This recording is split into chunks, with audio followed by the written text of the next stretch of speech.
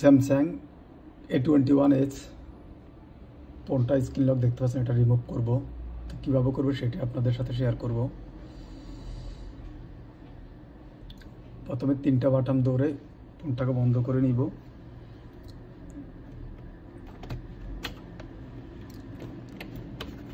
আর কম্পিউটারের সাথে একটা ইউএসবি কেবল লাগিয়ে নিতে হবে আগে।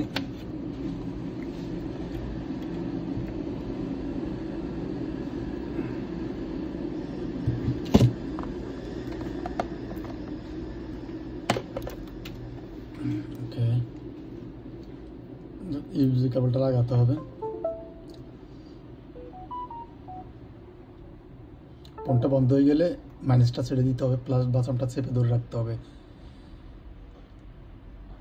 এখন পাওয়ার বাটনটাও ছেড়ে দিব, শুধু ভলিউম প্লাসটা ধরে রাখবো।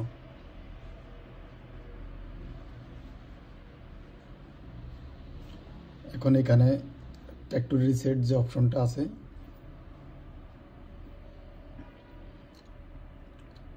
এখানে আনবো ভলিউম মাইনাস দিয়ে, আনার পরে পাওয়ার বাটন চাপ দিব, এরপর আবার মাইনাস আনবো, আবার পাওয়ার বাটন চাপ দিব। ওকে, আবার ফোনটা রান হতে কিছুক্ষণ সময় নেবে, অপেক্ষা করতে হবে।